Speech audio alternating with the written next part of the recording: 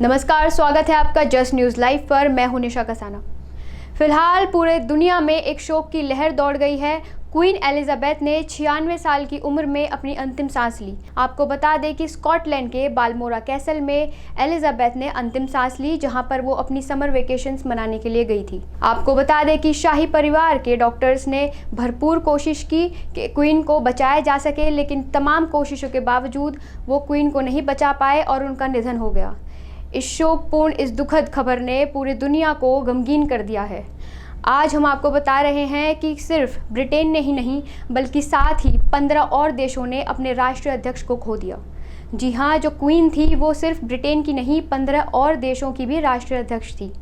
आपको बता दें कि वैसे तो सब जगह पर लोकतंत्र ही है, लेकिन मोनार्की के अंतर्गत जो एक नॉमिनल हेड होता है वो क्वीन को माना जाता है। उसके बाद प्रधानमंत्री ही जो वास्तविक तौर पर वहाँ का हेड माना जाता है, उसी में सारी शक्तियाँ जो है वो निहित होती हैं। इसी के बाद तमाम जो बड़े नेता हैं, चाहे वो व्लादिमीर पुतिन हो, प्रधानमंत्री मोदी हो, इमैनुअल मैक्रोन समेत जो बाइडेन ने भी क्वीन के मरने पर एक भावपूर्ण श्रद्धांजलि दी, उनको ट्वीट करके।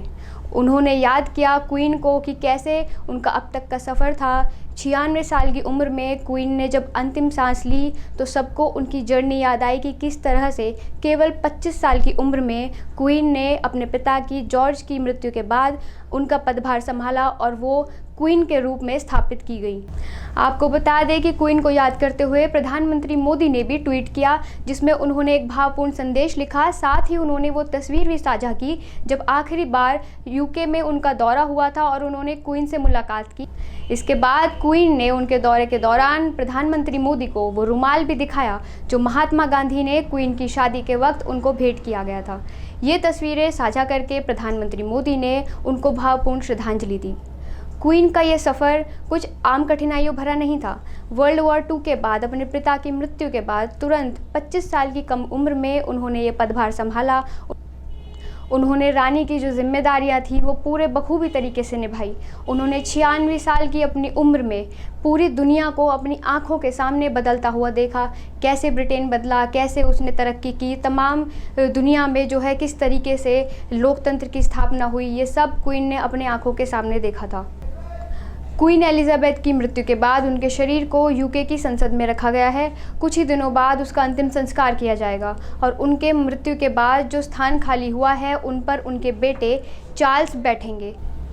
क्वीन एलिजाबेथ की मृत्यु के बाद जो पदभार खाली हुआ है उस पर उनके बेटे प्रिंस चार्ल्स विराजमान होंगे। इसके बाद आज से प्रिंस चार्ल्स को प्रिंस चार्ल्स तृतीय के नाम से जाना जाएगा और उनकी पत्नी कैमिला पार्कर होंगी ब्रिटेन की रानी। आपको बता दें कि ये चुनाव बहुत साल पहले से ही किया जा चुका था, जब ऑपरेशन लंदन ब्रिज की शुरुआत की गई थी। इस ऑपरेशन की शुरुआत वहाँ की यूके की सरकार ने की थी।